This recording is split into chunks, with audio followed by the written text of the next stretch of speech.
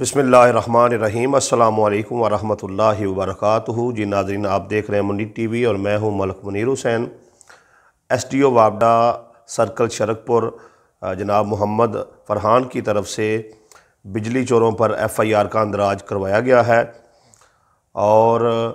یہ واقعہ اس طرح سے ہوا ہے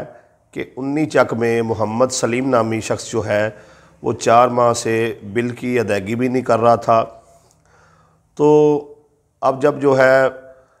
وابڈا ملازم کاشف جوید اس کا کنیکشن کاٹنے کے لیے جمعے والے دن صبح 11 بجے 19 چک میں گیا ہے، تو اس نے دیکھا کہ اب جو ہے وہ محمد سلیم نامی شخص نے ڈائریکٹ جو ہے وہ تاریں لگائی ہوئی تھیں اور بجلی چوری کر رہا تھا۔ تو اس پر جو ہے اس نے میٹر کاٹ لیا، اور جیسے ہی وہ واپس روانہ ہوا تو گاؤں سے تقریباً 1 کلومیٹر دور آنے کے بعد جو ہے محمد سلیم نے پیچھے سے فائرنگ کی، جس کی وجہ سے خوف زدہ ہو کر لائن مین جو ہے وہ رک گیا۔ انہوں نے اس کو پکڑا اور تشدد کیا اور حویلی میں بند کر دیا، اور تقریباً 2 گھنٹے تک جو ہے اس کو ہراساں کرتے رہے۔ اس کے بعد اس کا موبائل جو ہے انہوں نے لے لیا تھا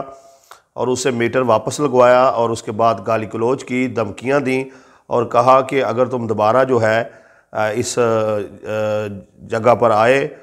بل کی وصولی کے لیے تو تمہارا انجام جو ہے برا ہوگا۔ تو اس پر جو ہے ایف آئی آر کا اندراج ہو چکا ہے۔ میری ایس ایچ او تھانہ شرک پور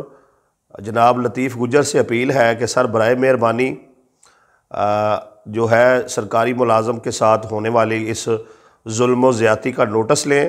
اور جو بھی اپنا ملوث ہے اس سارے معاملات میں، ان پر ایف آئی آر کا اندراج ہو چکا ہے، ان کو فی الفور جو ہے گرفتار کیا جائے۔ اور جو وابڈا والے ایمانداری سے اپنی ڈیوٹی کرتے ہیں اور اپنے فرائض کی ادائیگی کے لیے دن رات گوشاں رہتے ہیں، میں ان کو سلام پیش کرتا ہوں۔ یہ بہت ظلم ہے اور زیادتی ہے، اور میں اس کی مذمت بھی کرتا ہوں، اور اس پر جو ہے ایس ایچ او صاحب سے بھرپور کارروائی کا مطالبہ بھی کرتا ہوں۔ ایک تو اس نے چوری کی اور اوپر سے سینہ زوری کی، ملازم کے ساتھ یہ جو ظلم زیادتی ہوئی ہے اس پر فوری طور پر انہیں قبل از ضمانت جو ہے گرفتار کرنا چاہیے، تاکہ دوبارہ جو ہے کسی کو جرأت نہ ہو کہ وہ سرکاری ملازم کے ساتھ جو ہے ایسے ظلم و ستم کر سکے۔ اس ویڈیو کو شیئر کریں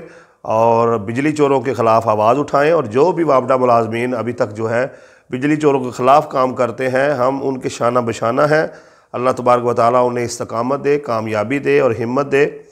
اور انشاءاللہ تعالیٰ اللہ نے چاہا تو جو بھی ظلم کرتا ہے وہ دنیا میں بھی ذلیل ہے اور آخرت میں بھی ذلیل ہے۔ اللہ تعالیٰ مظلومین کا حامی و ناصر ہو، آمین یا رب العالمین۔